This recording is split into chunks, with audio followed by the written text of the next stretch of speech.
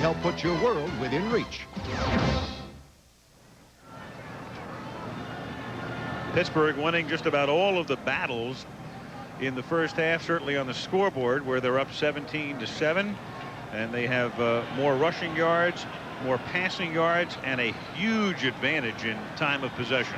I think it's really incumbent, Dan, on the Kansas City defense to put a little pressure on O'Donnell. If they don't, and they did sack him a couple of times, but he's had all the time he would ever want to throw the ball. He's a quarterback that's easily been sacked during the season. He's given up, what, 41 times he's gone down. The Kansas City, except for those 2 times, they've given him all the time in the world, and he has a superb arm if you give him the time. And I'll tell you how Kansas City has won a lot of their games, too. They score defensively. They have the type of athletes that force a sack. We saw it in the one Monday night game. Derek Thomas forced the fumble on a sack. Dan Saliamua picks it up and runs it in for a touchdown. They need some type of a spark, and maybe it's just going to have to come from their defensive team to get this Kansas City ball club moving. Montana loosening up. You saw Rod Woodson back to receive the kick. Nick Lowery to put it in the air. Temperature, which was about 20 at game time, probably up to the mid to high 20s right now. Light breeze, clear skies, and a big crowd. But the Pittsburgh Steelers right now 30 minutes away from proceeding, and the Chiefs 30 minutes away from going home or staying home. At the 7-yard line, it's Woodson. Not past the 40, up to the 47-yard line. So a big second half run back. And there are the numbers for Neil O'Donnell. Very efficient in the first half. A 41-yard Woodson run back. You could see that Woodson wasn't even challenged as he went upfield until he crossed the 40-yard line. Superb blocking by his special teams mates. No one from Kansas City touched him until the tackle was made by Mincy after he crossed the 40-yard line and ended up all the way out to the 48. Call it what you want. Good blocking, poor coverage, or maybe some of both. Thomas and Smith are both out of the game as we start the second half. Whitestone makes the catch, and he's out of bounds after a gain of about 4. So Derek Thomas and Neil Smith each begin the second half on the bench. Their spots taken by Darren Mickle and Pella McDaniels. Eric Thomas, we showed you earlier, had his ankle twisted under him on a block by Searcy. Neil Smith came into the game with a lot of congestion, a heavy cold, and these are the 2 guys that you want on the field, pressuring O'Donnell, and they're both on the sideline. Boy, they're just standing side by side on the Chiefs sideline. They picked up 23 of the 35 sacks during the regular season. Here's Thompson. He takes it to the 45. It'll set up a 3rd and 3. Tracy Simeon makes the tackle, and Neil Smith about ready or trying to get back into the game. Again, fine play calling by the part of Ron Earhart. The Chiefs in a blitz from the opposite side of the run. They pick up about 7 yards. Good old boy, been around 30. He's been coaching in pro football 1 more year than Bill Cowher was born. And Cowher smart to tap into that experience. 3rd and 3. Here is Thompson. Gets outside a Hodge block, but comes up, I believe, a little short of the first down. Going to be very close. Dan Saliamua makes the hit. Martin Bayless trying to help the officials spot the ball. Very close. Gary Lane is the referee. Says bring in the chain.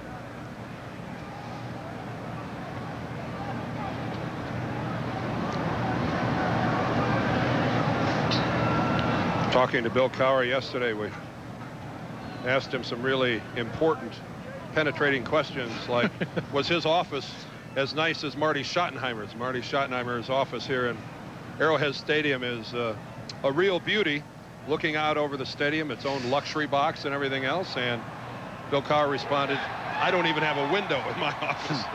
Hey, when you talk to the 2 of them, though, Al touched on it, Bill Cowher worked under Marty Schottenheimer for 7 years, but he also played under him as a player with the Cleveland Browns for 3 years. And you almost get the same answer. You ask Marty something, well, we don't want to turn it over. We'll play good defense, want to run the ball. And you get the same thing when you talk to either one of them. Well, you've got a critical play coming up here in the sense that it's a 4th down and an inch. The Steelers at least are going to line up as if they're going to go for it. This is amazing that he's going to do this.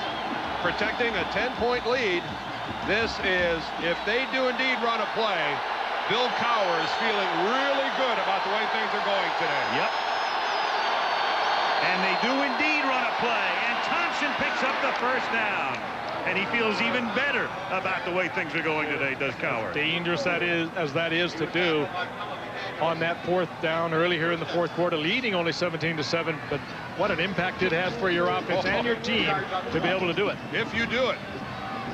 Marty Schottenheimer on the other sideline has to be thinking to himself, that's not the Bill Cowher I remember when he was here, a guy who was a defensive coordinator, and that violates all the principles of a defensive coordinator. Cowher is now officially a head coach who's not afraid to take a risk. Either that or he believes a lot in his defense. Neil Smith was in there for that play, but has come out again.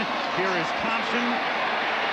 And he gets taken down for a loss of about 3. Simeon and Joe Phillips converge on the tackle. 12 and a half minutes remaining, third quarter. Pittsburgh leading 17-7. Kansas City coming in more than a touchdown favorite. Second and long, sure pass coming up almost for O'Donnell, and this is where you would love to have your Neil Smith and your Derek Thomas healthy, because this is the down you'd like to come with the blitz. Neil Smith would then get a single blocker on him, but they're on the sideline. Second and 13, Thompson in motion. The blitz, heavy pressure, but he gets it away, and Green couldn't handle it. And that time it was Tracy Rogers pounding O'Donnell into the AstroTurf. Well, he has a sore shoulder. So much has been made of his tendonitis in the right elbow, but about mid-season, I think it was against Houston, he damaged his shoulder, and that's been sore. That won't go away until about March. When he takes it right on the right side, you see the hit in there by Rogers. He comes in from the outside, and it's Thomas working against Green. And Green just wasn't ready for the football. Third and 13. Hodge. Bayless knocks him out of bounds. A flag is down. He was well shy of the first down. There's a marker back at the 42. A late flag, too. Yep. On the other side of the field. Well, if this is defensive holding, it would critically hurt the Chiefs, but instead it's illegal receiver downfield. One of the linemen got down there.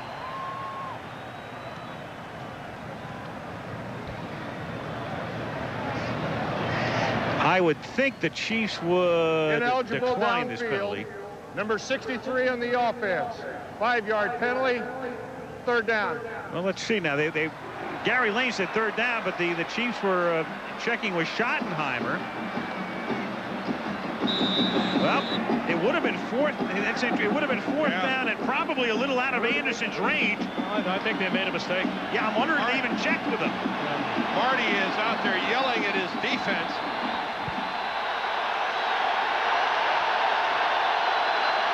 It is third down and 18 now from the 48-yard line. And O'Donnell gets dropped. The ball is loose. It's picked up by Hodge. Pittsburgh still has it, and now it's fourth and long in the punt. Ooh, and don't you get a sense of feeling the things are bouncing in every way the Pittsburgh Steelers way? And that was Neil Smith who dislodged the football, so he's been in and out of the game, and an impact play there. But first of all, it was tremendous pass protection by the Steelers. O'Donnell is back in the pocket for well in excess of 6 seconds before he's finally hit from behind by Smith. And you're right, it was a very fortuitous bounce for Pittsburgh. Mark Royals to punt.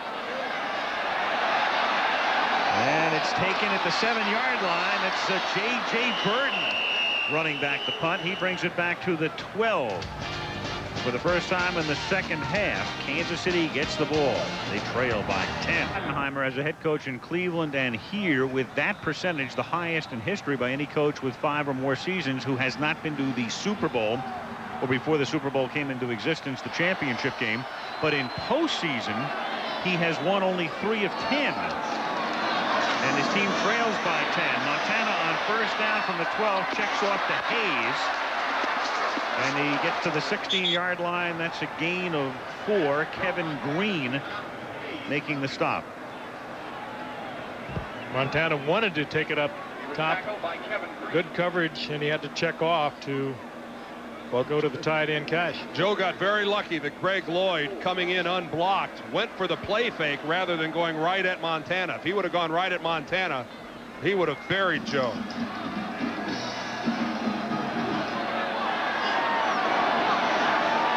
Second and 5 up at the 17-yard line. Quick flip and through the hands of J.J. Birden. And the crowd getting very restless. Well, the crowd realizes that when you're trailing by 10 points, the amount of mistakes that you can make and still get back into and win a ball game, they are dwindling rapidly. The Kansas City Chiefs are getting close to that position where dropped passes are killing them in terms of winning a ball game. It's not just a minor inconvenience. They are running out of errors. Look at Birden. Take his eyes off the ball. He's looking to the inside. That ball thrown so perfectly that he did not concentrate on the catch, and he lost it. 3rd and 5, and they have to hustle up to the line and get the play off with 1 second on the play clock. Montana buying time, chased, throws, catch made at the 25-yard line by Keith Cash, and a first down. Again, Montana slipping along the pocket, looking for a receiver, knowing where everyone is. This is what he means to a team. Maybe not the best athlete that ever played this position, but he certainly has quarterbacked it better than anyone else. Look at this. He knows where everyone is, just enough athletic ability to get the ball out to Keith Cash, who set up beautifully beyond the sticks for the first down. And Woodson kind of lost track of Cash. 1st and 10 up at the 25-yard line. Allen to the 28, gain of 3, 2nd and 7. Evans makes the tackle. A little more than 9 minutes to go in the 3rd quarter. Pittsburgh on top, 17-7. One of the, I think, adjustments here for the Pittsburgh Steelers is that they're not able to play as much man coverage as they planned on playing. If you weren't with us at the very beginning, cornerback D.J. Johnson was ejected from the ball game for kicking one of the Kansas City Chiefs. And that certainly throws their game plan out the window as far as how much man coverage they wanted to play. On 2nd and 7, another 3-yard pickup this time for Kimball Anders. Line of scrimmage is now the 30. It'll be 3rd down and 5.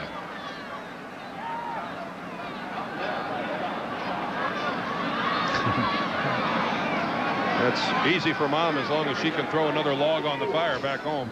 Not bad for players either, though. There's no wind blowing. The flags are just hanging limply, and you work up a sweat pretty quickly. 3rd and a short 5 from the 30-yard line. 8 minutes to go in the 3rd. Allen only to the 32, and the Chiefs will be forced to punt. Woodson comes up to make the tackle, and Brian Barker comes in to punt the ball to the Steelers. And the pressure really now begins to mount on the Kansas City defense. The way the Chiefs have looked offensively, you wonder if 20 points isn't maybe their outer limit here today as far as what they can score. And the Steelers already sitting on 17 with 22-plus minutes left to play. Woodson back to receive it. 42-yard punt, fair caught at the 25 with 7:16 left in the 3rd. Pittsburgh 17, Kansas City 7. They come on. Sets up, winds up, hesitates out, throws a pass into the end zone. A diving catch, touchdown! If you said the Chiefs beat the Raiders, you got the right answer. Tonight on ABC Sports, our country's top women compete for the national crown and a spot on the Olympic team. Plus, of course, you'll get a full update on the Nancy Kerrigan story, the ladies' finals of the Legs U.S. Figure Skating Championships from Detroit. That's tonight in prime time right here on ABC. Steelers looking very much like a primetime team, lead by 10 from the 25-yard line. O'Donnell throws too high, incomplete, intended for Thompson. 2nd and 10. Again, no real pressure on O'Donnell. He just was confronted with fine coverage in the part of the Kansas City secondary. And I know Marty is desperately seeking some way to get somebody in O'Donnell's face. Hard to do when Neil Smith is obviously hobbled and having his problems. Derek Thomas has also been out much of the game, even though he's back in. On 2nd and 10, Merrill Hodge for 1 to the 26-yard line. Joe Phillips with the stop. 3rd and 9. 7 minutes to go, third quarter. Pittsburgh Steelers, last year they were the #1 seed. They had home field advantage throughout the playoffs, meant they had the bye week, but then Buffalo went to Pittsburgh and out they went. This year they are the 6th and last seed. The only way the Steelers can get to the Super Bowl is by winning 3 games on the road. 3rd and 9 at the 26-yard line. Pressure, he gets it away, and incomplete. So the Chiefs that time came late flag, including Albert Lewis. Oh, late flag, Al, Frank. And this may hurt the Chiefs. This comes from Gary Lane, the referee, after the play. Intentional grounding, offense. Whoa. Lost it down, 4th down. A rare call here in 1993. Yes. A rare call indeed. The rule states that to get that ability to just throw the ball away, you must be outside the framework of the pocket. It's a good call. And Neil O'Donnell is not. That is a very good call by Gary Lane. You're right. How many times? I don't think did we see it at all this year Monday night? No, that's the first time we say you must break the frame. You must be outside the tight end framework of the pocket. So Mark Royals to punt. They have Dane and Hughes back to receive this punt. Dale Carter is their normal punt returner. They can march off the penalty here. The line of scrimmage will become the 14. Yeah, it's yardage and loss of down. Boy, you can see what a little bit of pressure will do too. Carter had been their punt returner. They now go with Hughes. You'll notice when they were backed up before, they had J.J. Birden back there. Hughes is a rookie, and they didn't want to give him that much pressure, receiving a kick inside his 10. But this time he's placed at midfield. Royals' kick is a low liner that is angled and caught at the 35. Hughes brings it back to the 45. The rookie from Iowa with a 10-yard run back after Mark Royal sends it 49 yards. 6:20 remaining in the third. Steelers leading 17-7. The third quarter AFC wildcard playoff game, Arrowhead Stadium, Kansas City. Joe Montana trying to get the Chiefs ignited. Pittsburgh leading 17-7. First down from the 45-yard line.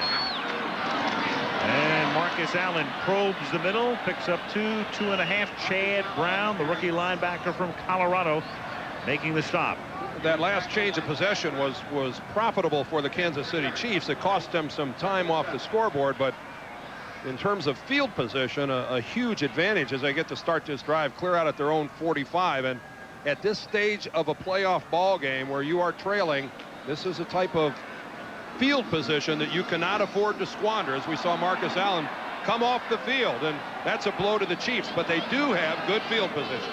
Todd McNair in relief of Allen, lining up behind Montana. 2nd down and 8. They give it to McNair off the left side, and Todd McNair breaks it for 9 on the first down to the Pittsburgh 44. Evans and Kirkland combine on the stop.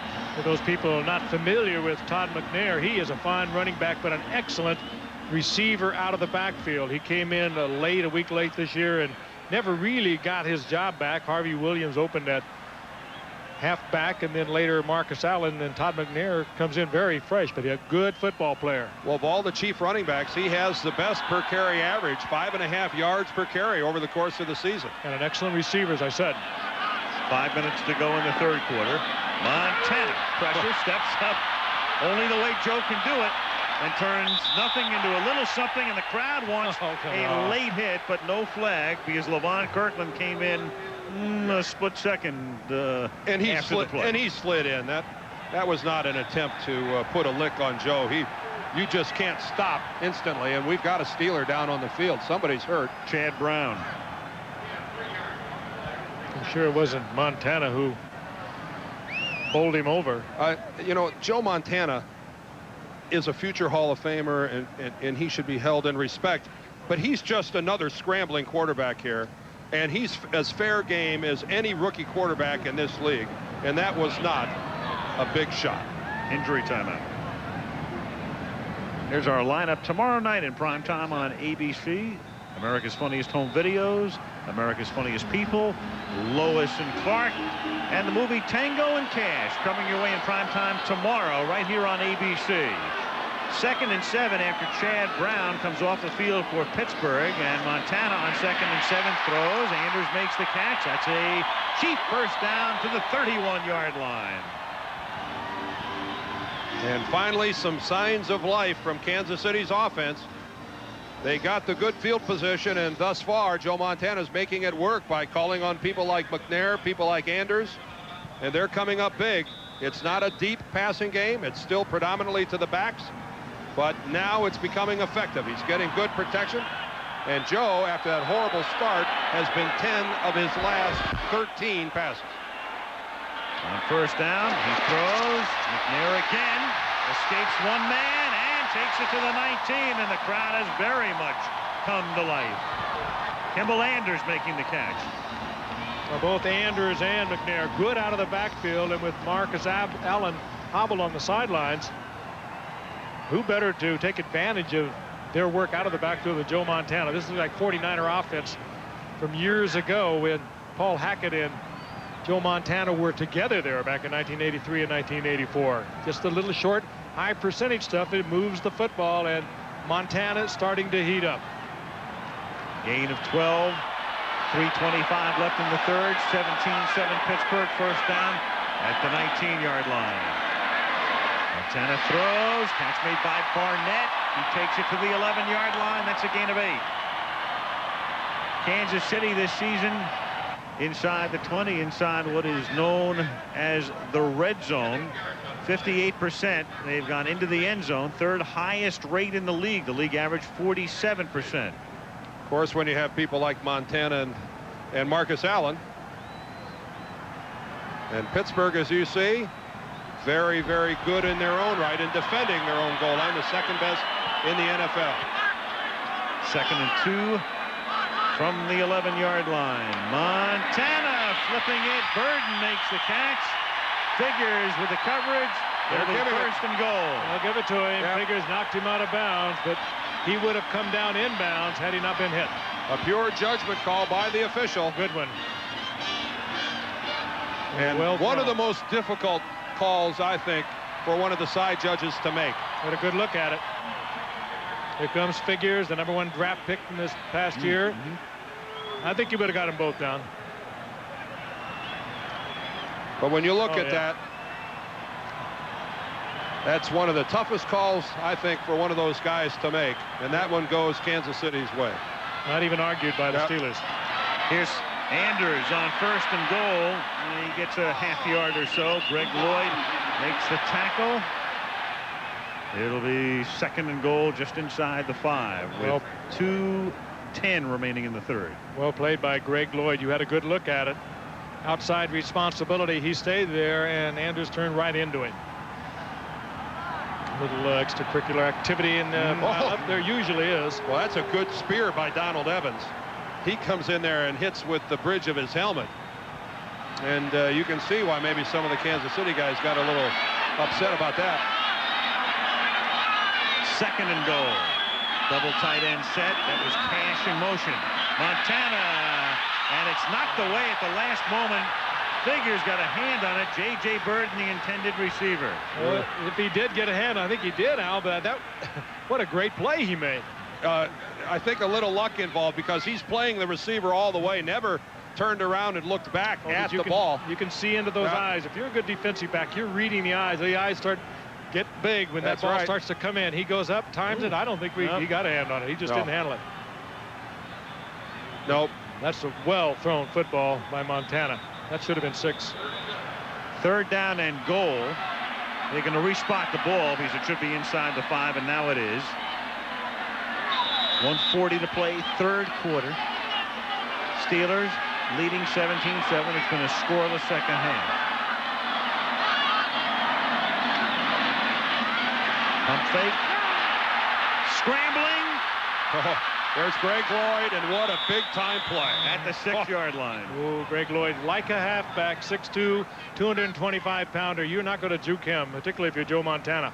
You talk about a pressure tackle. Now, I know Joe Montana's not Marcus Allen with the football, but Greg Lloyd is the only player from Pittsburgh who has any chance at all of making a play on Montana. The only player. Watch this play unfold as Joe scrambles to his left. There is not a Steeler anywhere in the vicinity other than Greg Lloyd. You know, he made 2 plays, Dan. He stopped him from taking right straight upfield to go to the goal line. And then he moved to the outside. 24-yard attempt for Nick Lowery. And the kick is good. Lowery now the most accurate field goal kicker of all time. That's a mantle that keeps moving back and forth and has over the past few years, but he's made 80% in his career. This one an easy one for him, and the Chiefs are now within 7. And of course, one of the guys that keeps taking it away from him and is always in the hunt is on the far sideline, Gary Anderson of the Pittsburgh Steelers. Right, and the other guy who's always involved in it is Morton Anderson of New Orleans, and now Chris Jackie of Green Bay figures into this mix as well. That was a big drive for Kansas City to put something up on the board. Joe Montana, who struggled mightily in the first half, getting his numbers back to Joe Montana numbers. Well, there it is through the end of the regular season this year, and the postseason stats, by the way, are totally separate. So that's the way it will wind up following the 1993 campaign. Lowery, Stoyanovich of Miami right there, Treadwell now of the Giants, Jackie, and then the 2 Andersons. But you got, you know, especially with a Lowery and a Gary Anderson and Stoyanovich to a degree, even though he plays in good weather, Nick Lowery and Gary Anderson have spent their careers kicking outside. And of the 2, I would suspect that Gary Anderson has played in maybe the more formidable weather at Three Rivers than here at Arrowhead. This is even though it's cold today, still somewhat of a moderate climate here in Kansas City. And then Chris Jackie should be recognized here too, because nothing moderate about right. either playing at Lambeau Field or County Stadium in Milwaukee. Right.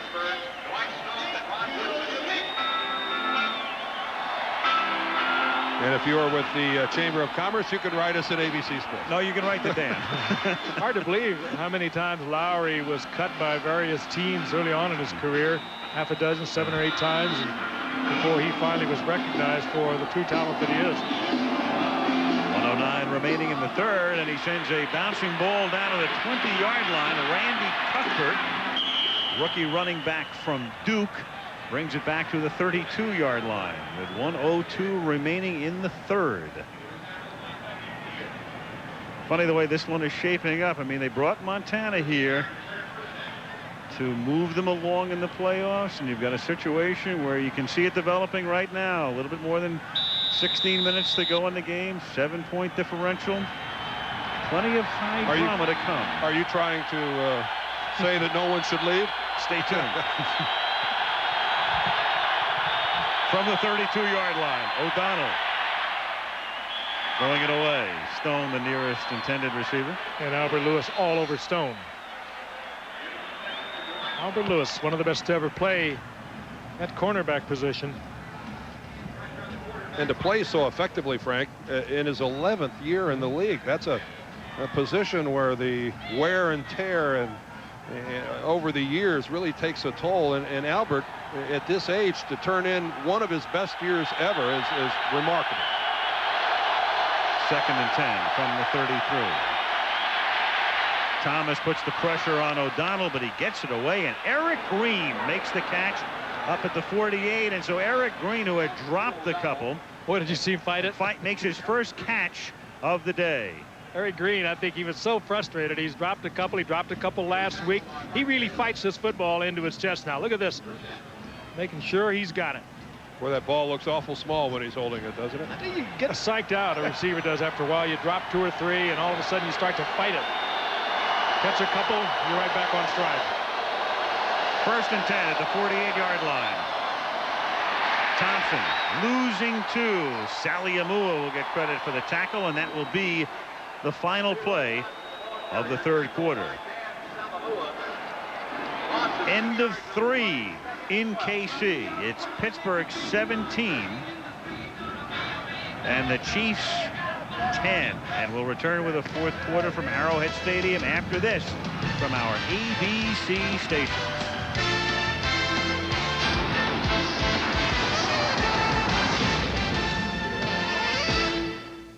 Okay, 12. We start the fourth quarter in Kansas City. Al Michaels, Frank Gifford, and Dan Dierdorf.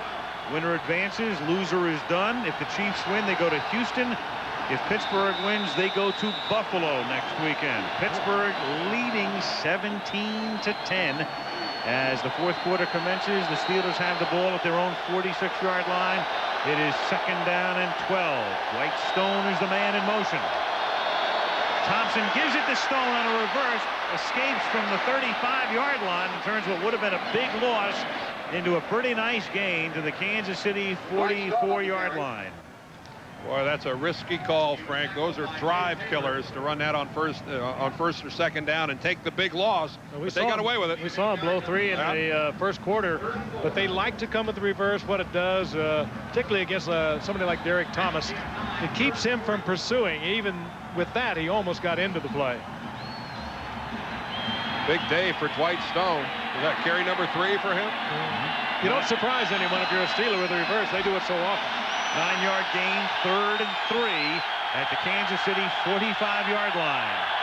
Play clock down to 1, and so O'Donnell has to take a timeout. And he beat that by less than a second. Yes. Pittsburgh utilizing its first. So one of the bigger plays of the game defensively coming up for the Chiefs. Guys would recognize hot air anywhere. And the higher you go, the colder it gets. So I'm not even sure we could keep that thing afloat on a day like today. Only around, what, 25 degrees? A great day to play a football game if you're a player. I don't know about sitting out in the cold. These fans don't seem to mind. 3rd down and 3 after that last timeout. As Dan said, a very big defensive play here for the Chiefs, who rush 4. O'Donnell gets protected well and throws too far, intended for Ernie Mills. Jay Taylor with the coverage. 4th down. Jay Taylor having a memorable game, filling in for the injured Dale Carter. He has been the target of choice for the Steelers throughout the game. This time pretty good coverage. Neal ordinarily a little more accurate. Just off the fingertips. He was there. Man coverage all the way by the Chiefs secondary. Mark Royals to punt. J.J. Birden is back to receive it, but the kick is angled and does not get out of bounds. Instead goes into the end zone. Royals trying to send it into the corner, instead sends it into the end zone. And a 45-yard gross is only a 25-yard net first down at the 20-yard line for Montana and the Chiefs. Back-to-back bad plays for the Steelers. The incomplete pass and then the punt into the end zone. A very nominal gain in field position by allowing the Chiefs to start at the 20-yard line. The Silverdome in Pontiac is the site. And we'll find out about Barry Sanders, whether he will play. The Lions hosting the Green Bay Packers. NFC wildcard game after this one. Montana with Marcus Allen behind him. The fake to Allen comes back the other way. This is Kimball Anders. Out of bounds at the 28, a gain of 8. It'll be 2nd down and 2.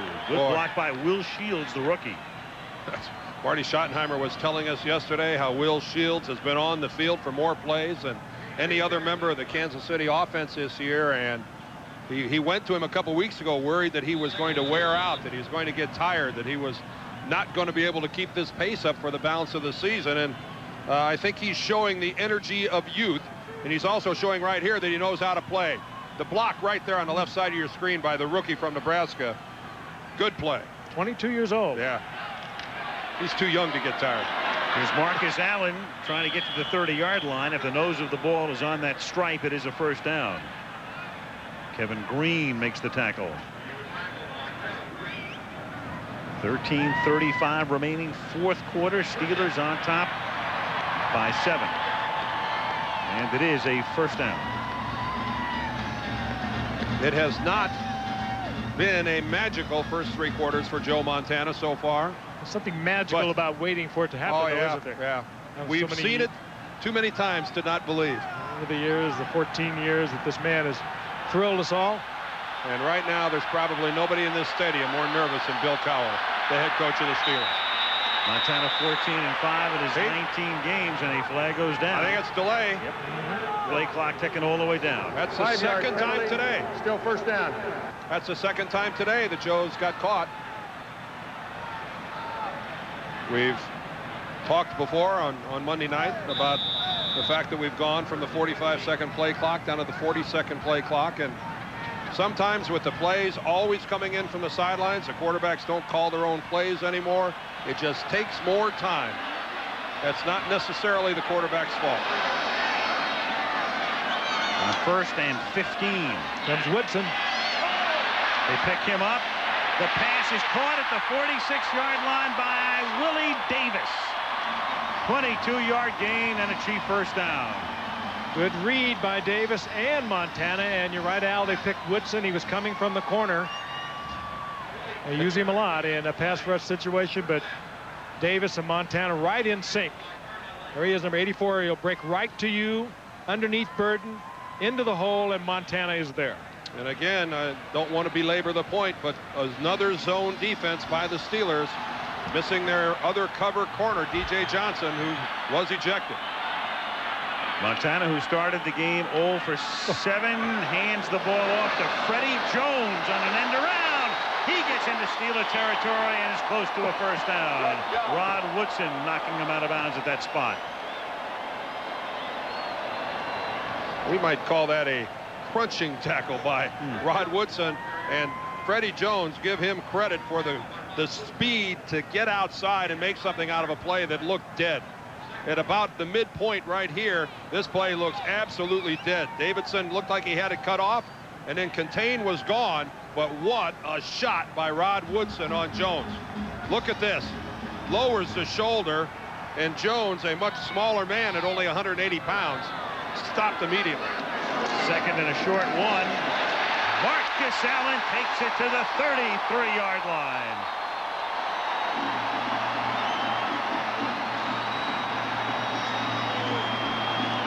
Marty Schottenheimer has to like what he's been watching. Midway through the 3rd quarter, this team is starting to look like the Kansas City Chiefs that went 11-5. Marcus 11 carries now for 46 yards. 1st and 10, Chiefs at the 33. Steelers lead by 7. 11:05 left in the 4th. Barnett in motion. Catch is made by Birden to the 14, and another first down. Oh, and Deion Figures saved the touchdown. Vintage Joe Montana. I'll tell you who else turned in a big play. John Alt, the left tackle. I thought Greg Lloyd got a tremendous jump on the ball, and Alt handled him easily, setting up this play downfield. And another nice fake to the outside. But a good recovery by Figures. This Kansas City team starting to believe. 1st and 10 at the 14-yard line.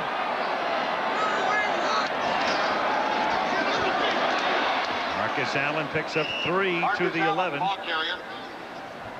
If it sounds sort of strangely quiet when the Chiefs come to the line of scrimmage, they always have a sign up here that says, "Quiet, please, audible zone."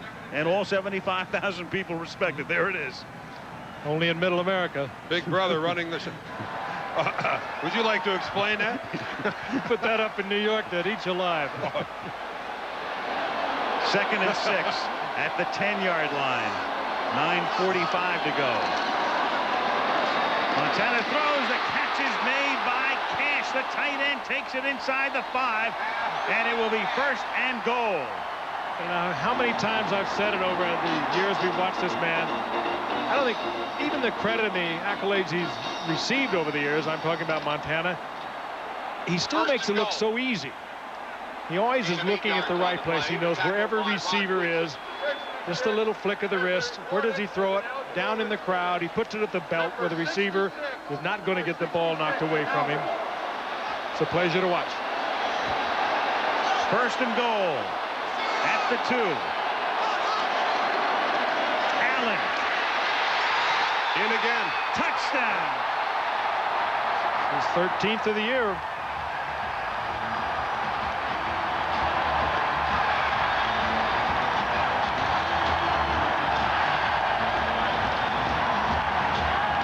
Aren't you a little surprised that Marcus Allen got the ball down there? Stunned. That's an 80-yard drive for Kansas City. One thing it does for Marcus Allen, Marty Schottenheimer's infatuation with using him on short yardage and goal line, is that it has really worked on his yards per carry.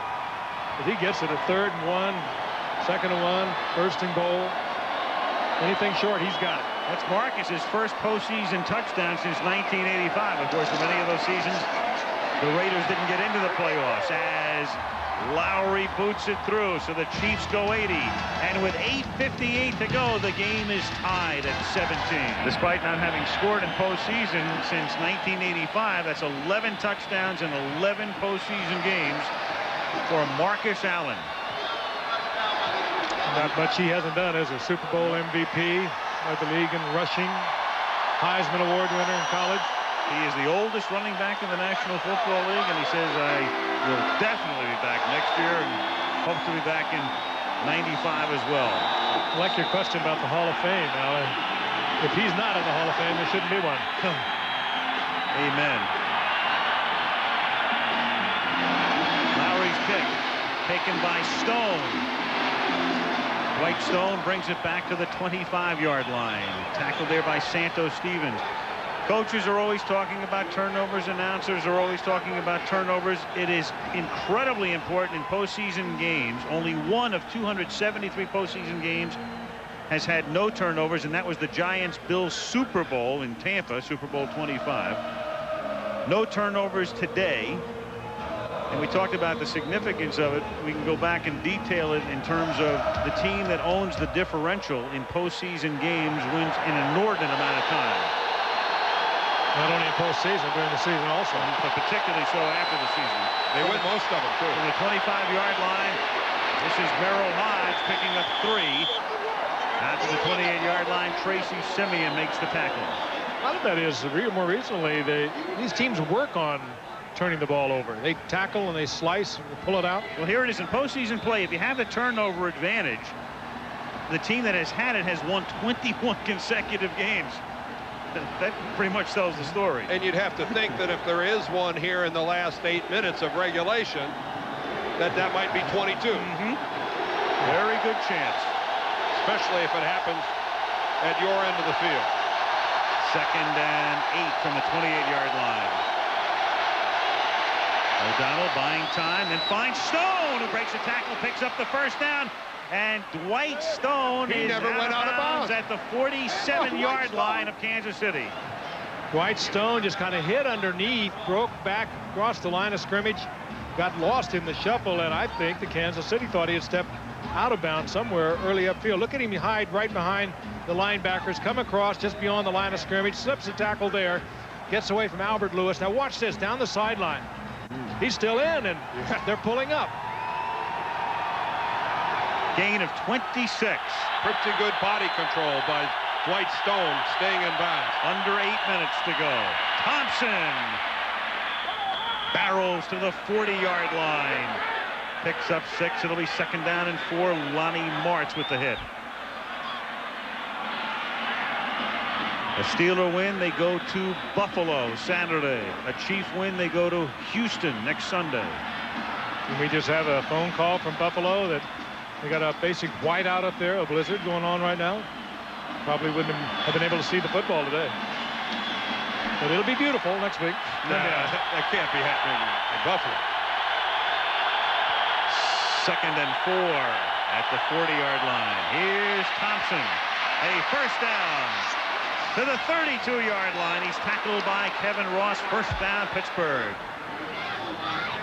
Merrill Hodge paving the way that time with a block. 7 minutes to go in regulation. Well, what a fine football game this is. One team down, the other one comes back, and now Pittsburgh, they are battling back. But it looked like Kansas City was taking control. Only the 2nd game ever in the postseason history of 22-year-old Arrowhead Stadium. The other one was won by the Chiefs 3 years ago, 10-6 over the Raiders. First down at the 32. Over the middle, Mills makes the catch, having a big day. Ernie to the 25-yard line. It'll be second down and 3. Tracy Rogers with the tackle. It's not many teams that use their tight end to go deep and clear things out for a wide receiver running a short pattern underneath, and that's exactly the way the Pittsburgh Steelers are running their passing offense right now. Eric Green is the guy that's going 20 or 25 yards downfield, and then the wideouts are coming back underneath to pick up the short stuff. That's the kind of respect that Green draws when he goes downfield. Thompson on second and 3, and it was Derek Thomas who had him by the ankle, stopping him for next to no gain, setting up a 3rd and 3 with 5:45 to play in the game, tied at 17. Derek Thomas does more than just rush the passer. Watch him fight off the block here. Hodge out with the lead block. Not a good effort by Hodge, but Derek Thomas reading it. Falls to the inside, makes the stop short of the first. 3rd and 3 at the Chief 25. Mills in motion. O'Donnell to Thompson. Knows where he has to go for the first and gets it. 4-yard gain. Lonnie Martz with the coverage. First down, Pittsburgh at the 21-yard line. Say it again. There's not any more accurate passers than Neil O'Donnell when you give him time to throw the ball. He threw the ball right in there perfectly, had it down low, right on target. Thompson with just enough for the first down.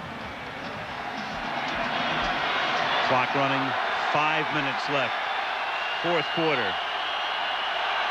Scoreboard tied, 17-17. First downs are even at 19 each. 1st and 10, and Thompson gets knocked down behind the line of scrimmage. Thomas was the first to get him, and then Bayless finished him off.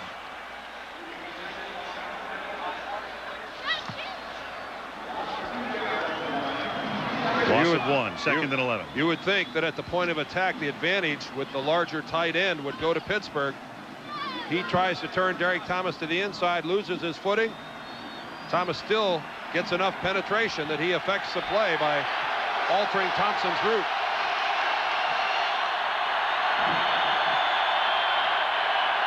On 2nd and 11, O'Donnell pump fakes, going for the end zone to Green. Touchdown Steelers.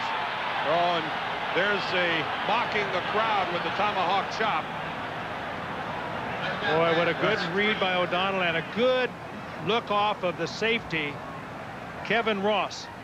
He looks to the left as if he is going to pass to the left, and he comes back to the big man Green right down the middle. And Ross just riveted a little bit, little look to the outside, but O'Donnell's look to the left kept Ross from getting back into the play. It's the same patterns they've been running in this game where Green goes deep. He just runs the kind of pass routes that you don't expect from a man that size. You would think that he's nothing more than a 5, 6, 7 yard receiver weighing 280 to 290 pounds, but he's exceptional.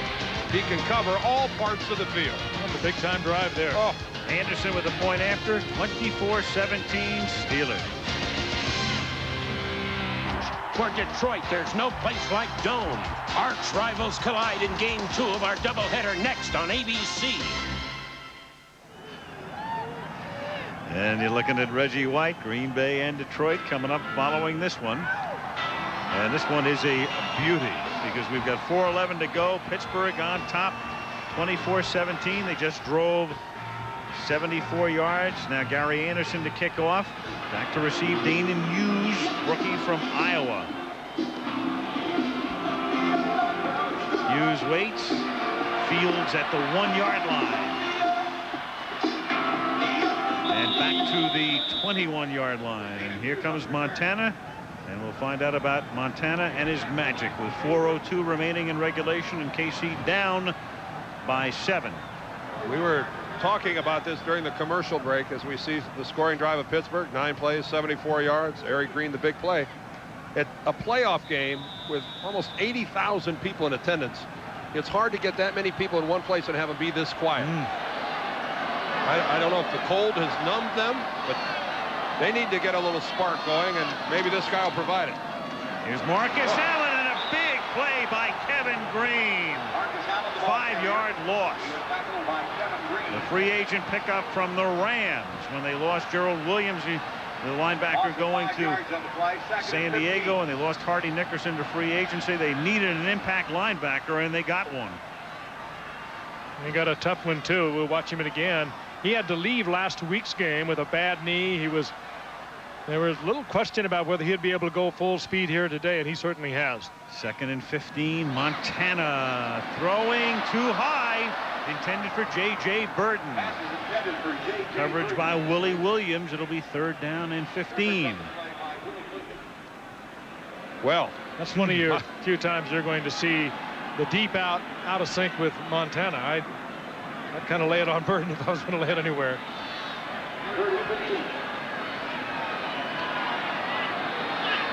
A pressure-packed 3rd and long situation here. Headed towards 3 minutes, 3:25 left in this game. 3rd and 15. Oh, down he goes in a clump. What a huge series for the Steeler defense, and Kevin Green trying to play on that bruised knee. What gutsy performance. Well, now the Chiefs, with all of their timeouts remaining, will have to begin to use them defensively as Green comes hobbling off. The pressure up the middle, that's Gerald Williams. He was the big force, the guy that first forced Montana to move away from where he wanted to be. Just a power rip move up the middle by number 98 Williams. Brian Barker to punt, Ron Woodson back to receive it. Boy, and he's got a lot of room. 48-yard kick. Woodson goes down at his own 48-yard line. So that's where the Steelers have it. 3 minutes remaining. Kansas City has all of its timeouts left, plus the 2-minute warning, so Kansas City knows it can stop the clock at least 4 more times. Yeah, but can they stop the Steelers? Yes, that's the question. The last time the Steelers had the ball, they went right through Kansas City defensively. If you think back to last week, trailing 9-3 against Cleveland, they needed the Jets to lose. Sunday night, after they came back in the second half to win that game, they had to see Miami go down. The Raiders win, and here they are, 3 minutes away from on their way to Buffalo. If you start to prioritize things for the Steelers, number 1 right now, no turnovers.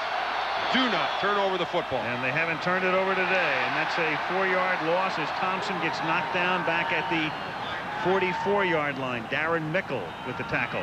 And on the other hand, Dan, this is a team, Kansas City, and we know they work on it. They're coached to force the turnover, and they do it as well as anyone in the league, and perhaps better.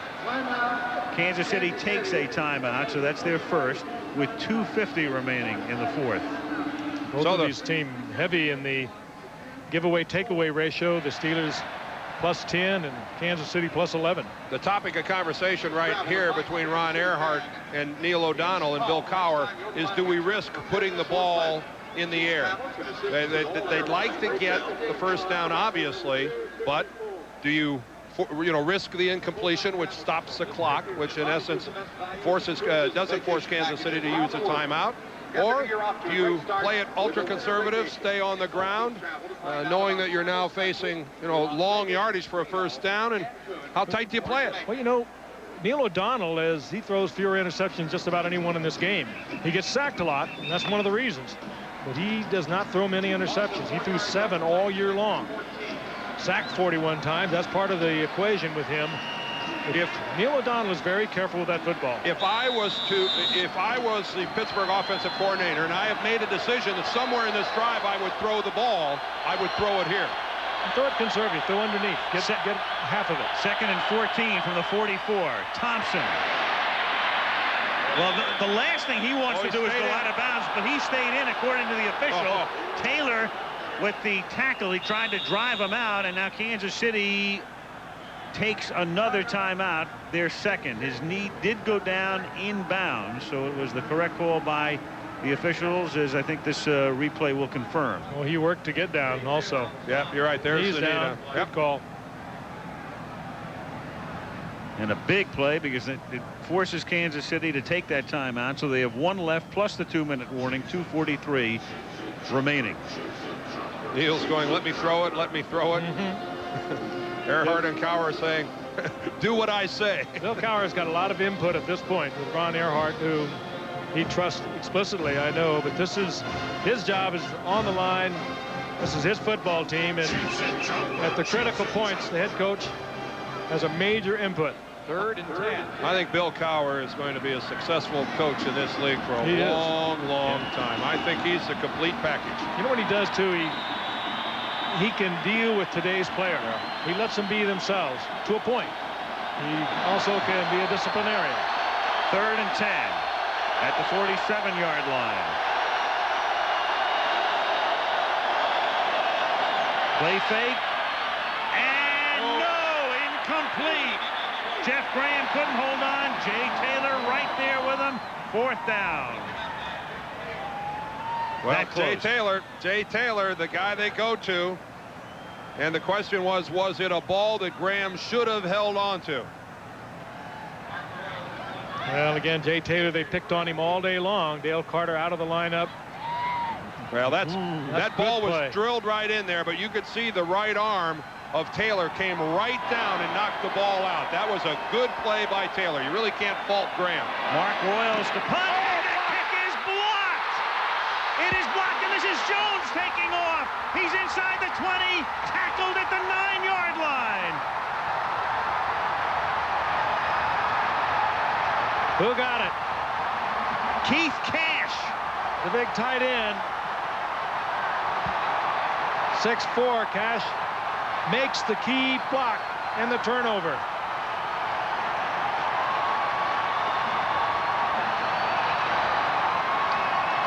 Let's take a look at this from behind. Royals does not turn away from the rush coming from the right side. A lot of times a punter is supposed to angle it one direction or the other. You could see Bill Cowher talking, yelling at Royals when he came off to the side. I don't know if he was supposed to turn to the left or not. Either way, it was poor protection allowing Cash to get in. Gary Jones saved the touchdown. 1st and goal. Marcus Allen to the 8-yard line. It'll be 2nd and goal. The Chiefs with 1 timeout plus the 2-minute warning remaining. The clock at 2:20. Keith Cash. Whew. And right now, you're right about Gary Jones. He has a chance to be a hero. If the Pittsburgh defense comes up huge down here, the game ball goes to Gary Jones. Unless, of course, he's the guy to let Cash in to block the punt. In which case, it'll just be even. 2-minute warning. Our playoff game is being brought to you by Chrysler Plymouth, a division of the Chrysler Corporation. UPS, the official package delivery company of the NFL. HBO Comic Relief 6, one of the biggest comedy events of the year. HBO, just you wait. And KFC. They are KFC, and they do chicken right. I mentioned earlier about the greeting that Mark Royals got when he came off the field. Look at his coach, Bill Cowher, a former special teams coach, and needless to say, a little unhappy with something that Royals did. Of course, the punt was blocked, giving Kansas City this opportunity. 2nd and goal from the 8-yard line.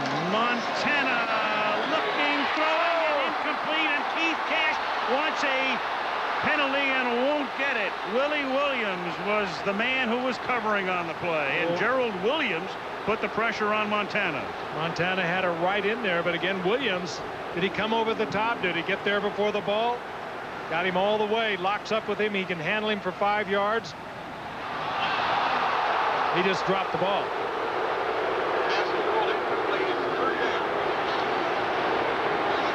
So it is 3rd and goal at the 8-yard line.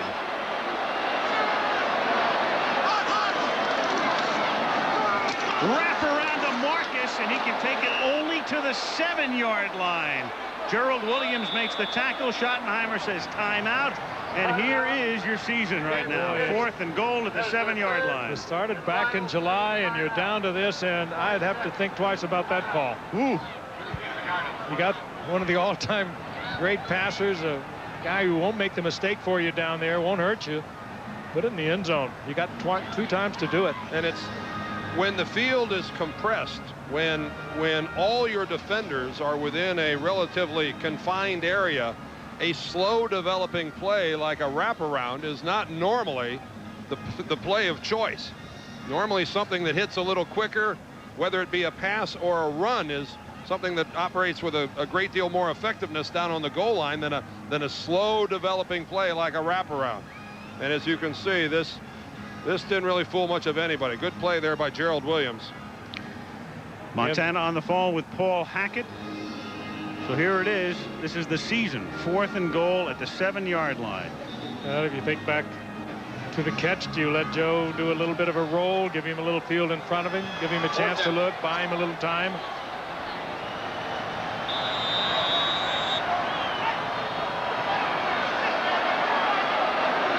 .148 remaining. So it has come to this. Chiefs out of timeouts.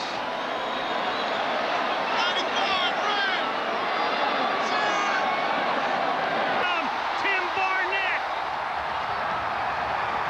If you didn't believe before, you believe now. Does he work beautifully in the pocket? His initial receiver was covered. He knows where everyone is on that football field.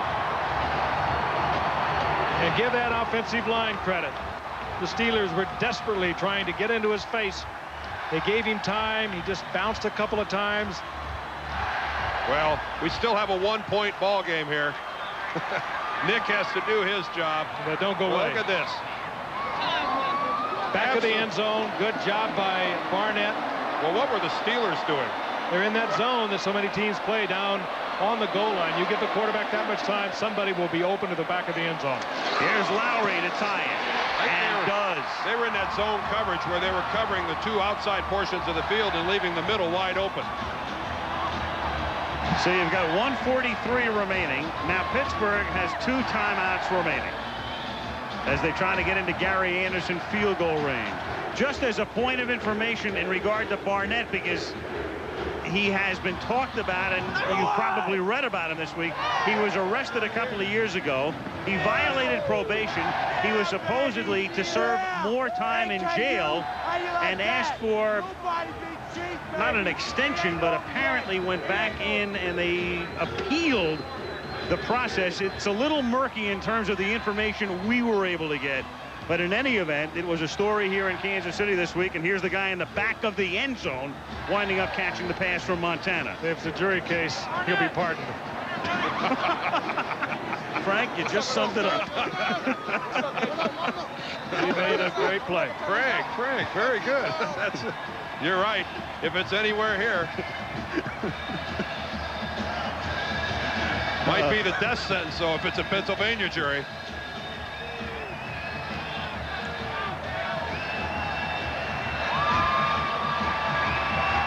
Here it is prior to the play. Fred Barnett thinks he's being replaced by Kimball Anders. Barnett's coming back in, and then finally it's Willie Davis that leaves. How's that? And the irony of that is Willie Davis has 7 touchdowns on the season, and Tim Barnett is the hero of the moment. Did I call him Fred Barnett?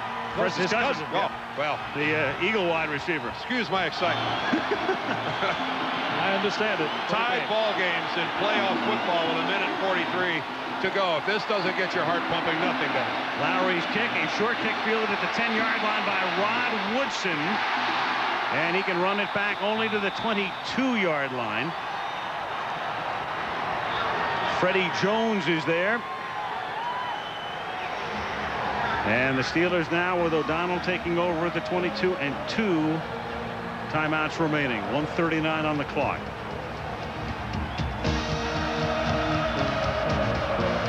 So again, O'Donnell, a very careful passer, if that's the right way to put it. He does not throw interceptions for you. He gets sacked a lot, but a very accurate passer. 2 timeouts, plenty of time to get within field goal range of Gary Anderson, albeit short field goal range. 47, 48, perhaps his limit. Well, this crowd is no longer quiet. 1st and 10 from the 22-yard line, and the catch is made by Jeff Graham. He's out of bounds up at the 27-yard line. Albert Lewis with the coverage. Boy, Graham bobbled that ball initially and was able to gain control of it before he went out of bounds. The first time it hit him, he didn't catch it cleanly off his knee, actually. Did he throw that ball well? Yes, he did.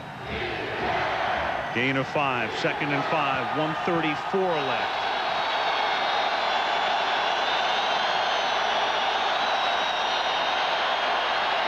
O'Donnell escaping, and Stone dropped the ball. O'Donnell escapes Mickle, and then Stone simply dropped it. And it would have been an easy first down out somewhere over the 35-yard line. It has been an ongoing problem for the Steelers and their wide receivers. We've got somebody hurt. They can't ID a number for sure.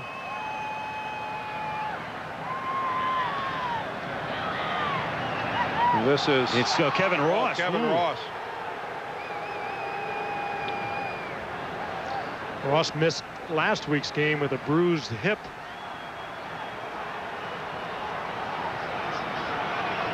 Oh, look at that.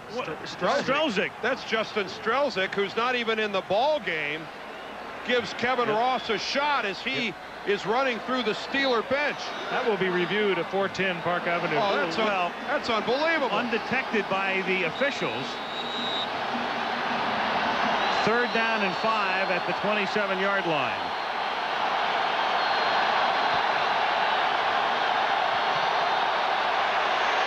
O'Donnell hit as he throws, and incomplete, intended for Graham. Derek Thomas forcing the issue. And in comes Royals to punt again. Boy, what a play by Derek Thomas. He's been quiet most of the game, Dan. He is alternating sides, trying to pick up the slack for Neil Smith. This time he's on the left side defensively. Boy, that's just hustle and athletic ability and instinct all rolled into one. Oh, now Kansas City will have plenty of time. Royals to kick. Danon Hughes, the rookie, back to get it. A lot of room to roam as he takes it at the 24-yard line, but he falls down. And can only bring it back to the 28-yard line. No timeouts for Schottenheimer's Chiefs. 1:14 on the clock as they try to set up a Nick Lowery game-winning field goal. And Lowery, unlike Gary Anderson, he can reach it from 55, 57, his career best, I believe, 58 yards. So they need to move it some 30, 35 yards to give Nick Lowery a chance to win it.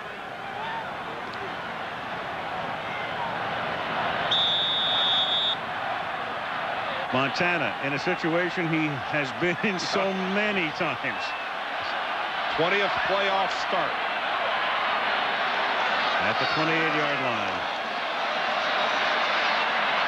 Joe firing right on the money into double coverage to Danon Hughes. How do he do it?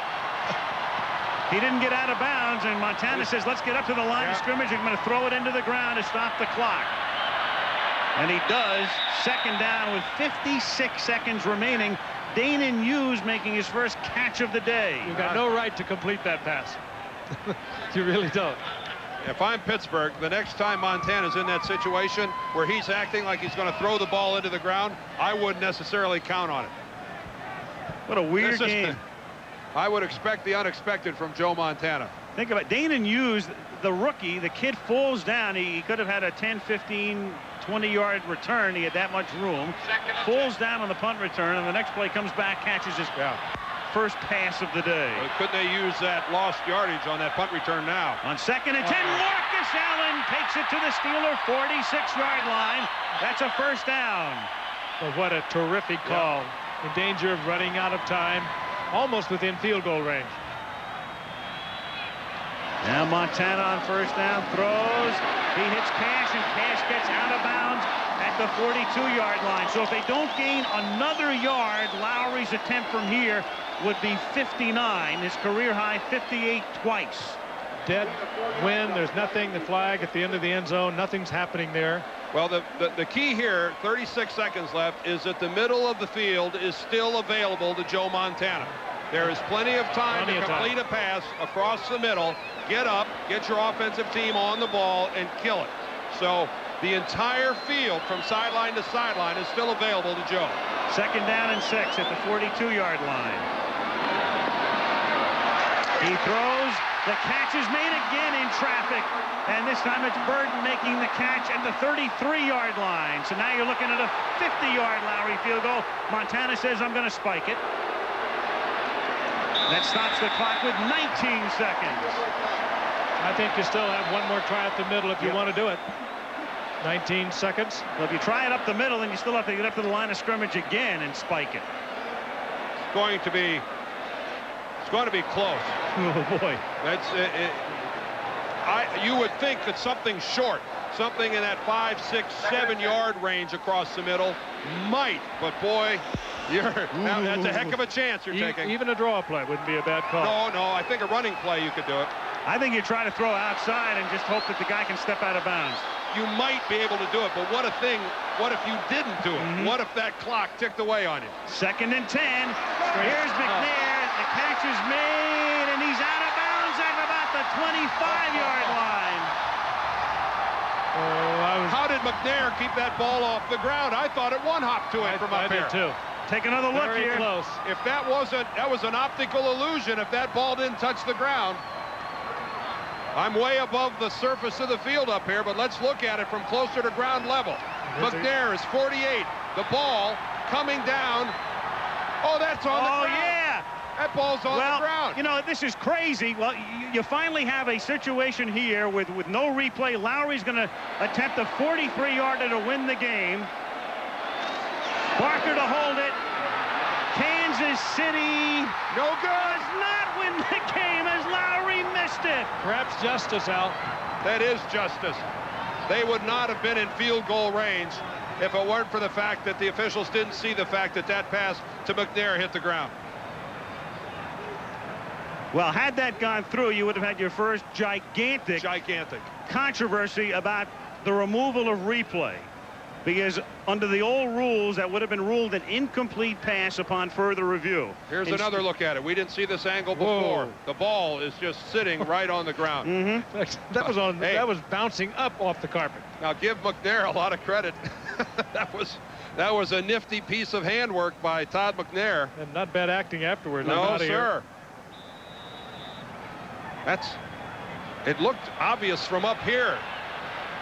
And meanwhile, here's Lowery's kick. A call that we've seen and heard Al make before. Yep, no good, wide right. Yep. Scott Norwood, Super Bowl. Lowery missing one, just barely missing one in a wild card 3 years ago in Miami that would have won the game from 52 yards. The kneel down ends regulation, and so this one goes into overtime. And why not? Last weekend, 4 regular season games went into overtime. Second time in 5 days for us. Yes. A little bit more at stake this afternoon than last Monday. A little more Montana magic. And what a fine coaching job once again Bill Cowher has done with all the problems he's had. First things first, we'll stay for the toss of the coin, then take a commercial and come back with the beginning of OT. Remember, it's sudden death. Team that wins the toss is going to get the football. And where we almost ended in a tie last week with the game being won on the final play of overtime. Pittsburgh. Not the case Good here. choice again, Rob. Call it in the air. Rod Woodson to call it. We'll be here Tails to is the midnight call. if we have to. If we have to. It is heads. And of course, the Kansas City Chiefs, no stranger to playoff overtime football, as they were a participant in the longest game ever played in the National Football League.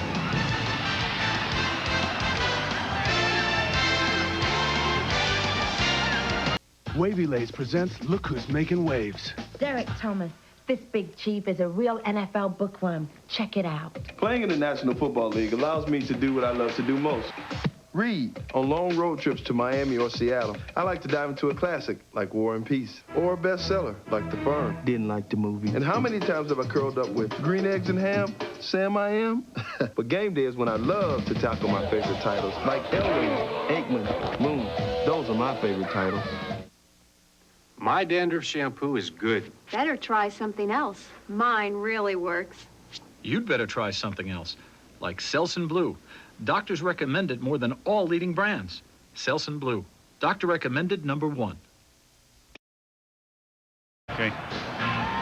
You know, you'd think the team winning the toss would have a big advantage. Look at the left-hand column. Dead even during the regular season in the history of the NFL in terms of overtime games. On the right, the team losing the toss has won 7 of the 12 postseason overtime games. I would have never believed that. No, neither would I. Oh, I would have. This game has not had a turnover. Anderson kicks off. It is taken at the 5-yard line by Danon Hughes. And the Iowa Hawkeye rookie brings it back to the 25-yard line. A win, and the Chiefs go to Houston next Sunday. If the Steelers win, they go to Buffalo next Saturday. 24-24 in overtime.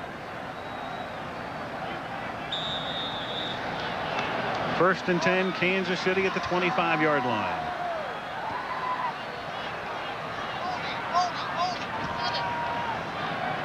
Willie Davis is the man in motion. And the handoff to Allen, and he goes next to nowhere. Stopped at the line of scrimmage. It'll be 2nd down and 10. Greg Lloyd, number 95, is doing a wonderful job of anticipating Montana's snap count. This guy is moving exactly with the football, if not a shade before it. Watch the start that Lloyd gets. There he goes. He's in motion, but he's not across the football. Joe has got to change up his snap count a little bit. Lloyd's been doing this most of the second half. 2nd and 10 at the 25-yard line. Brown came in on the blitz. Allen takes the pass. Marcus out to the 30. Joe went down. Slow and arising. Chad Brown knocking him down. Remember, I think earlier we were talking about Montana when he finally got the gloves off. He was 3 for 10. He is now 23 of 38. Over 220 yards, 1 touchdown, no INTs. I'm not so sure that Marcus Allen wasn't supposed to block Chad Brown, and when he found himself too far to the outside, went ahead and released. I wouldn't be putting this guy in a position where there are too many unaccounted for guys coming in and hitting him. Gain of 5, 3rd and 5 from the 30-yard line. Montana stepping up, has to get to the 35 for a first down, and appears to be stopped a little short by Kevin Green. Ooh. Boy, and he got held up by Green. Green's making the tackle, and Joe takes a pretty good shot. It's one of those where Joe was trying to escape, trying to get down. He's being held up behind, from behind by Green. I think he thought he could slide for the first down. He didn't know Green was there. But right there, he's really vulnerable, and he takes a good pop there from Brian Hinkle. It is 4th and inches, and thus Barker has to kick. Rod Woodson back to receive, standing at his own 20-yard line. One of the great returnmen in the league. 46-yard kick. Woodson from the 19-yard line. Tripped up at the 26-yard line. Keith Cash making the tackle. So 2 minutes and 14 seconds into overtime. The Steelers have the ball. ABC's Wild Card Playoff game is being brought to you by New Wavy Lays. They're not your ordinary ridged chip. They're Lays. There is a flag down on the far side of the 23-yard line on the return. We'll get the call in a moment from Gary Lane. There's no infraction on the play. The block was in the side. First down. Somebody thought that there was a block in the back, and it was overruled by committee. Benny Thompson, the special teams maven of the Chiefs, trying to lobby the Chiefs' case to no avail. 2 dozen apiece in overtime. At the 26-yard line, 1st and 10. O'Donnell, who's thrown 3 touchdown passes today, retreating, sets up the screen to Thompson, but he can't go anywhere. He is tackled at the 24 by Tracy Rogers. There have been an awful lot of screens run today by the Pittsburgh Steelers, more than I've seen them run in a long time. And Kansas City, I think, is gotten to the point where they've seen them with enough regularity that they're all over it. Well, they did a lot of this when Barry Foster was healthy, and for all the right reasons. They got away from it a little bit. They used a lot of 2 setbacks with Hodge and Thompson. They've come back to it today primarily because of Smith and Thomas on their strong pass rush, I'm sure. 2nd and 12 at the 24-yard line. Thompson, he takes it to the 31. 3rd and 6 upcoming. Well, Kansas City is thinking Eric Green, and Eric Green in that order. And they might get Merle Hodge. Yep. Merle Hodge. Yep. Good coming out of the backfield. This will, if we see an overcommitment by the Chiefs, somebody else here is going to be open. Maybe exposing Kansas City to the big play. 3rd and 6 from the 31-yard line. Green in motion. O'Donnell from the shotgun. O'Donnell to Graham. First down out to the 46-yard line. I think that what Bill Cowher told us yesterday, if they overcommit on Eric Green, that means we're going to have one-on-one with our wide receivers. And what are we going to run? A lot of crossing patterns, a lot of things underneath. When they needed it, that's exactly what they went to right here. Same philosophy that you get from the 49 of the West Coast attack. Brent Jones with the 49ers. You cover him with a deep man, you're going to get single coverage on either Rice or Taylor. Same idea. Kansas City safeties are thinking Eric Green right now. Here's Thompson. Stopped a little short of the 50 up at the 49-yard line. Gain of 3. It'll be 2nd down and 7. Boy, in all the raves that we've been giving Joe Montana, Neil O'Donnell has quietly played a superb football game. His offensive line has protected him. He has thrown the ball well. Well, for a guy with a bad elbow and a bad shoulder who has his practice time limited every week, well, this guy's just a baby here in the National Football League. He's going to be a fine player for a long time. Here comes the blitz. On 2nd and 7. They pick it up, and the pass incomplete, intended for Stone, who had position on Albert Lewis, but O'Donnell was forced to get rid of it in a hurry. 3rd down. You don't want to be too harsh on the existing group of Pittsburgh wide receivers, but how desperately do they need a Lynn Swan or a John Stallworth or a Lewis Lips? They need a big-time playmaker on the outside, and I'd have to think that it's going to be a #1 priority for this group. 3rd and 7. O'Donnell stepping to the side. Green has it deflect off his hands. 4th down. Well, O'Donnell flushed from the pocket, had an opportunity. Green was coming open. Hurried it. One that might have been caught, but it would have been a great effort on the part of the big man. Right about this point, O'Donnell's being flushed from the pocket, looking desperately for the receiver. And over the 6'5" outstretched arms of the big man, Eric Green. Mark Royals into punt. Line of scrimmage is the 50. And it bounces out of bounds between the 20 and 25-yard line. They spot it just outside the 20. And that's where Montana and the Chiefs will take their 2nd possession of overtime. Well, as soon as this one is over, we go to the Silverdome in Pontiac, Green Bay and Detroit in the NFC wildcard game. We are 5 minutes and 4 seconds into overtime. Doesn't make any sense to tell you how much time is left in overtime. They just play forever in postseason. So much on the line. We talked about the season that began way back last summer. One of these teams is going to go home. It's all over for one of these teams this evening. What an emotional drop it is, too. Having been there. 1st and 10, Kansas City. Fake to Allen. Over the middle, incomplete. Intended for Willie Davis. And a flag is down. Here we are facing a penalty, but we still haven't had a turnover in this ball game. We're into overtime. We've had a blocked punt. Holding defense, number 26. 5-yard penalty. 1st down. We've had a blocked punt, but we still don't have a turnover. Rod Woodson is the guilty party. He's there working in the slot. And you can see the jersey of Willie Davis pulled all the way over his shoulder pad. Shoulder pad popped out. That's kind of obvious. At the 25 now, 1st and 10. Oh, now there Joe caught Lloyd.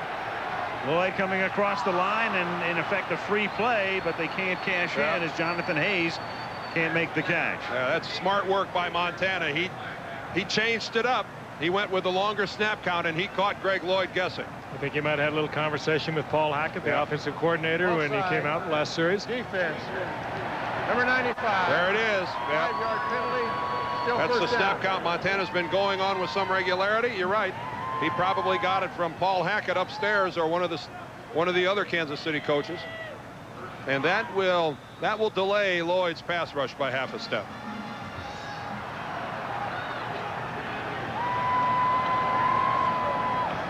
First and 5 at the 30-yard line.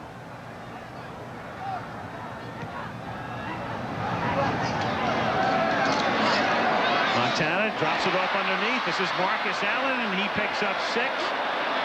And that's a first down. Chad Brown makes the tackle. Kansas City has it at the 36-yard line. One good old boy, Joe Montana, relying on another good old boy, Marcus Allen. He wanted to go to McNair on a slant from the right side. He looked over there, started to deliver to McNair. He was covered. He knew exactly where Allen would be. Allen did not disappoint him. First and 10. The line of scrimmage, the 37. 6 minutes into overtime. Here comes an audible. You can see everybody down there talking to each other. Montana throws. The catch is made, and Dion Figures bouncing J.J. Birden out of bounds. He sees Figures way off, Frank, and Joe changes up. At the 43-yard line. Gain of 7. It'll be 2nd and 3. As Figures laying off 10-12 yards. You can see how much he was giving away. Of course, he replaced D.J. Johnson, who was thrown out of the game. You weren't with us earlier. But you're not going to get away with that with Joe Montana.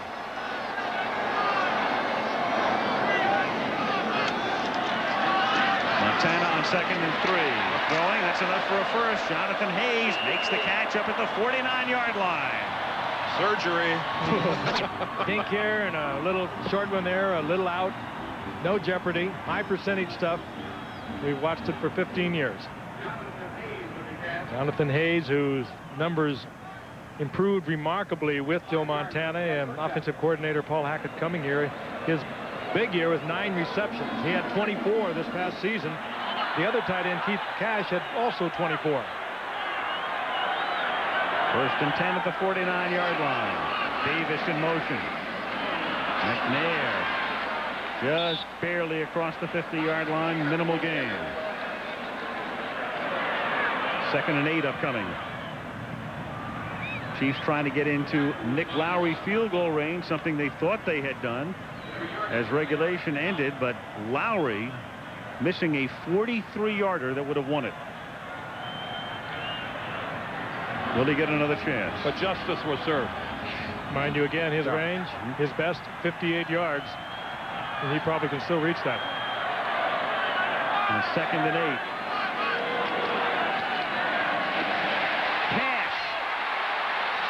And a big money play for Keith Cash as he takes it to the 32-yard line. This has been a big day for this fellow from Texas. Remember, Keith Cash blocked the punt that set up the Kansas City score that allowed them to tie the game, and now this play in overtime. He gets a big-time block from Willie Davis, too, Dan, right here. There's Davis. 18-yard gain. They're within range for Lowery. If they don't get another yard, you're looking at a 49 or 50-yarder. Don't say 49er with Montana in the game. Marcus Allen to the 28-yard line, tackled by Levon Kirkland. Well, well, well.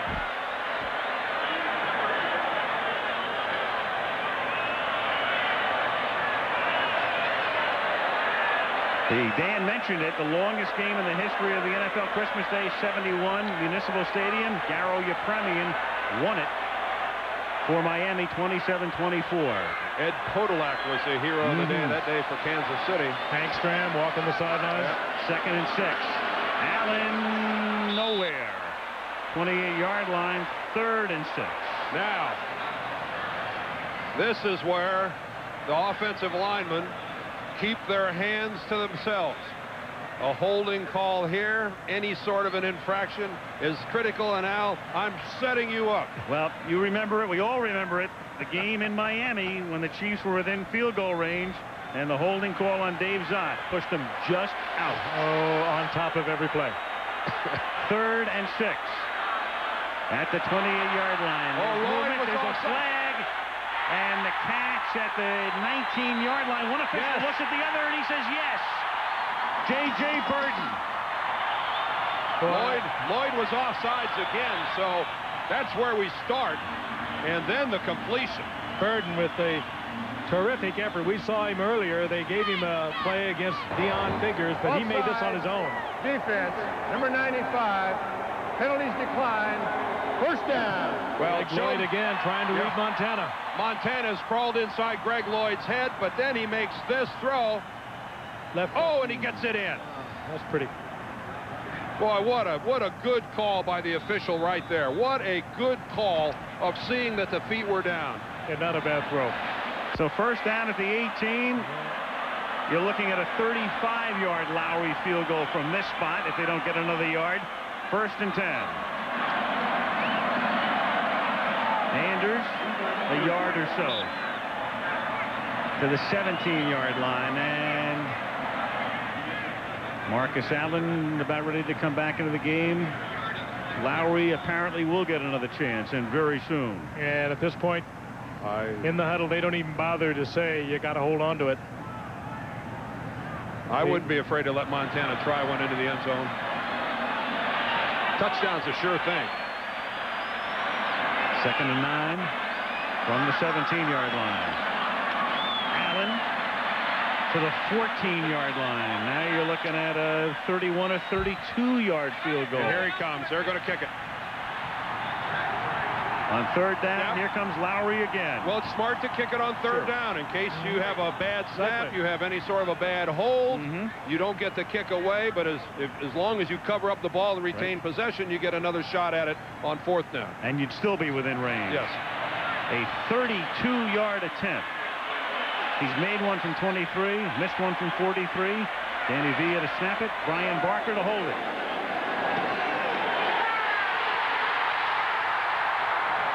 And the Chiefs go to Houston. What a game.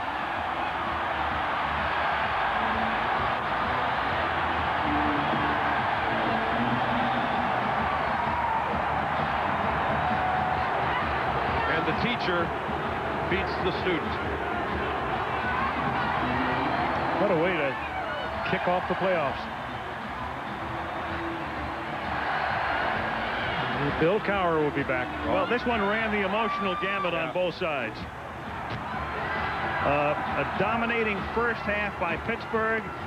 A 4th down touchdown, Montana to Barnett for Kansas City. A missed Lowery field goal in regulation, and then a made Lowery field goal 11 minutes and 3 seconds into overtime. The first step. Al, you said they brought him in to get them through the playoffs. He's taken one big step. Houston will not be easy. Keith Cash playing a vital role in today's game. And with the salaries the way they are these days, it's appropriate. A guy named Cash could be a big star.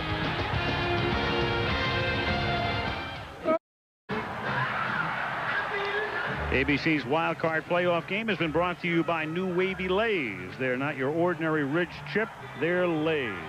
Teacher and pupil embracing there.